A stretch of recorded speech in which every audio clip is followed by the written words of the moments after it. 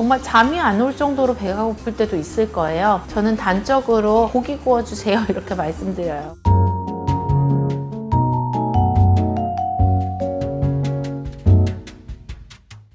안녕하세요. 우리 아이 성장 주치 삼성 쑥쑥 성장 클리닉 원장 박성원입니다. 오늘은 저희 소아 성장 클리닉에서 대표적으로 보고 있는 질환 중에 하나인 소아 비만에 대해서 얘기해 볼까 합니다.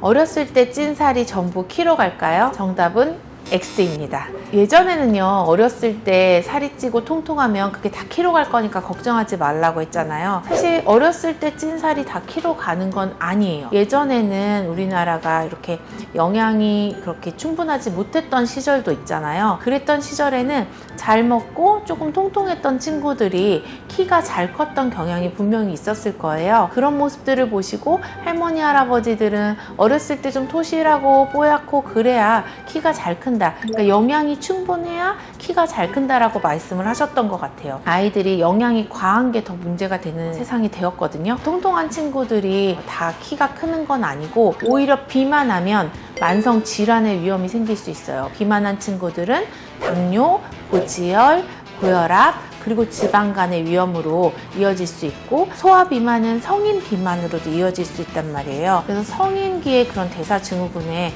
원인이 될 수도 있습니다. 또한 이 어린 시절에만 생각을 했을 때 성조숙증의 원인이 될 수도 있죠. 말초의 지방세포에서 성호르몬 전환이 생겨서 소아 비만인 친구들은 뼈 나이가 빨리 간다든지, 그래서 내가 키 클 수 있는 만큼 크지 못한다든지 하는 경우도 생길 수 있기 때문에 소아 비만은 여러 가지 측면에서 문제가 될 수 있어서 각별히 조심을 해야 됩니다. 소아 비만은 또래 연령 대비, 성별 대비 체질량 지수가 95% 이상일 때를 얘기하거든요. 혹은 BMI가 25 이상일 때를 얘기하는데, BMI를 계산하는 방식은 체중을 키의 제곱으로 나누면 돼요. 키의 단위는 미터 단위거든요. 예를 들어서 100cm 나이가 20kg라고 했을 때 1m 곱하기 1m를 20kg로 나눠서 계산을 하면 이 아이의 BMI는 20이 되는 거죠. 그 BMI가 85%에서 94.9%까지를 과체중이라 얘기하는데요. 과체중도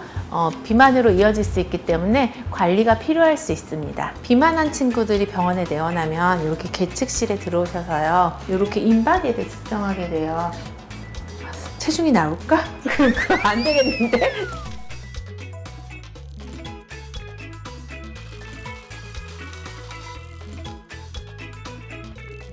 이렇게 결과지가 나오는데요. 아이의 체중, 그래서 쭉 바가 그어지고, 근육량 그어지고, 체지방량 그어지고, 그래서 이 비만을 BMI와 체지방률로 저희가 분석을 해요. 그래서 내원할 때마다 신체 변화, 키, 체중이 어떻게 변하고 있는지를 저희가 볼 수 있거든요. 이런 BMI를 측정해서 지속적으로 관찰을 해주는 게 중요해요.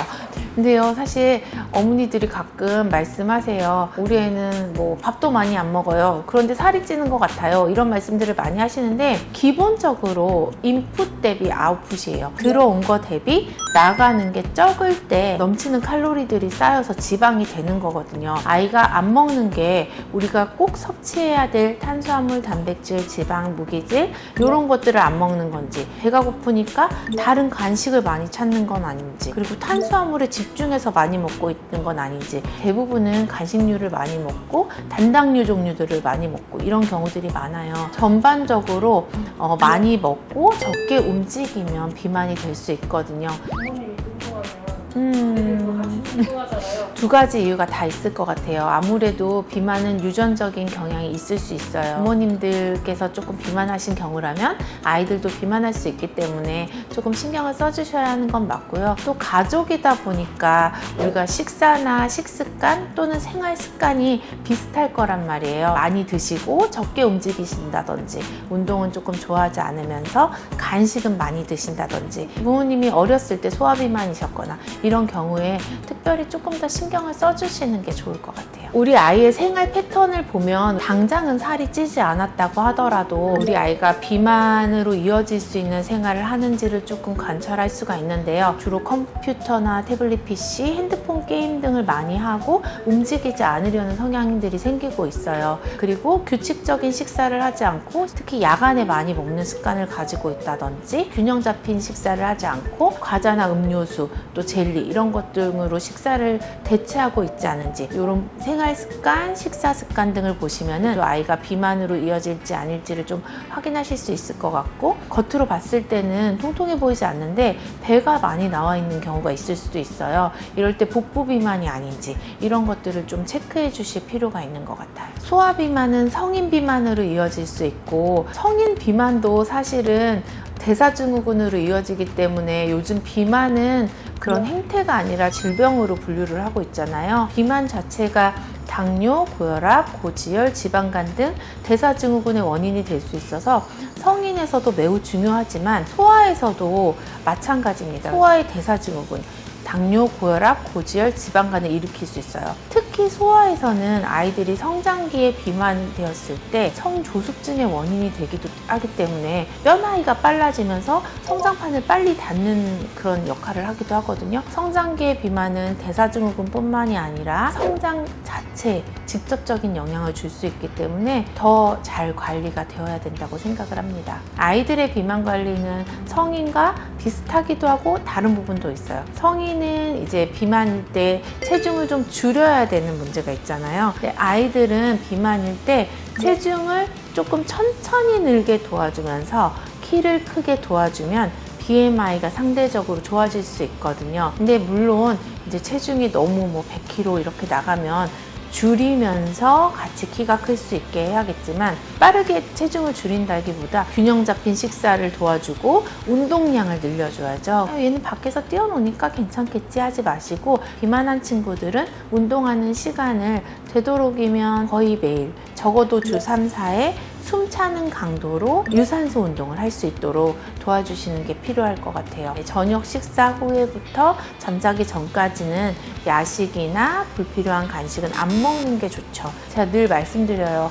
부모님은 드시면서 애들만 먹지 말라고 하는 건 사실은 반칙이에요, 반칙. 아이들과 부모님이 함께 균형 잡힌 식사를 하시면서 저녁 야식은 조금 줄여보시는 게 어떨까라고 제안을 하고 싶습니다. 맞아요. 그래서 이럴 때 되게 조심스러운데 저녁 식사를 했다면 공부하고 나서 배고프더라도 조금 참고 자는 게 성장에는 도움이 되지만 정말 잠이 안 올 정도로 배가 고플 때도 있을 거예요. 그럴 때는 혈당이 너무 급격히 올라갈 수 있는 탄수화물류는 배제하고 단백질과 야채 위주로 소량 먹어서 너무 배고픈 거는 해소할 수 있게 도와주시고 밤에는 먹지 말라고 했다고 해서 절대 안 먹이고 이러시면 안 돼요. 아이의 상황에 따라서 조절은 해주시되 되도록이면 당류는 적게 먹이시고 단백질이나 야채 위주의 간식을 주시는 게 도움이 될 것 같습니다. 저는 단적으로 고기 구워주세요 이렇게 말씀드려요. 그런데 또 너무 이제 소금 많이 찍어 먹고 드레싱 너무 많이 야채 먹이고 이러면은 좋진 않고 진짜 배가 고프다고 하면 소량 먹는 것도 방법일 수 있고요. 그리고 비만한 친구들은 낮 동안의 시기는 골고루 잘 먹는 건 중요한데 흰쌀에 통곡물을 많이 섞어서 통곡물의 비율을 올리고 그러면 칼로리도 떨어지지만 섬유질이 풍부해서 포만감도 주고 또 변비도 해소할 수 있고 장점들이 있거든요. 그리고 튀김류라든지 아니면 기름이 많은 고기들 대표적으로 갈비가 기름이 많아요. 소고기라고 해서 무조건 좋다 이게 아니라 소고기는 안심 돼지고기 목살 이렇게 주시면 좋겠고 닭고기 같은 경우에는 닭가슴살 껍질을 조금 제거한 요리를 해주시면 좋을 것 같아요. 제가 외래에서 꼭 당부하는 것이 하나 있어요. 음료수는 꼭 끊으라고 합니다. 저는 제로 음료수도 사실은 잘 보시면은 당이 들어있을 수 있어요. 그래서 저희가 제로 음료수를 포함한 음료수 먹지 말자. 무가당 주스도 안 돼요. 되는 거는 물과 저지방 흰우유 그 외에는 다른 건 다 안 된다 묻지 마라 그렇게 얘기를 하죠. 실제로 저희 외래에 오는 친구들은요, 결심해서 잘 실천하는 친구들이 많아요. 아이들이 못할 거라고 생각하지 마세요. 아이들에게 정보를 주고 이런 이유로 이렇게 해야 된다라고 설명을 해주면 생각보다 잘 실천하는 친구들이 많습니다. 애들도 가능한가요? 네, 아이들에서도 사실 만 12세 이상의 어린이들에서도 쓸 수 있는 약물 치료가 있고, 아주 심한 비만일 경우에는 수술적인 치료를 하기도 해요. 위를 줄여주는 수술을 실제로 소아외과에서 하고 있고, 그 도움을 받은 친구들도 있습니다. 그리고 최근에 핫한 약물이 이제 위고비거든요. 실제 미국에서는 12세 이상 비만아에서, 그러니까 BMI 30 이상에서는 치료를 허락하고 있는데, 아직 우리나라에서는 허가가 안 됐어요. 학회에서도 조만간 이제 허가를 받기 위해서 노력을 하고 있는 것 같은데, 위고비가 싹센다보다는 조금 더 효과가 있다라고 이제 얘기를 하고는 있는데, 또 위고비의 최대 단점이 근손실이 조금 있다고 하거든요. 아이들에서 근육량이 소실되면 안 되니까 운동과 시기가 병행이 돼야 위고비든 싹센다든 아니면 다른 약물 치료든 효과가 있기 때문에, 정말 중요한 거는 생활 습관을 이때 같이 교정을 해야 이후에 이 약을 끊었을 때 아이들의 체중이 유지가 돼요. 그렇지 않으면 다시 쉽게 요요가 올 수 있죠. 소아 비만은 성인 비만으로 이어질 확률이 높고, 어릴 때부터 대사증후군, 당뇨, 고지혈, 고혈압, 지방간에 질환을 일으킬 가능성이 높기 때문에 철저하게 잘 관리가 되어야 합니다. 건강한 비만 관리 함께 하면서 매일매일 쑥쑥 성장하세요.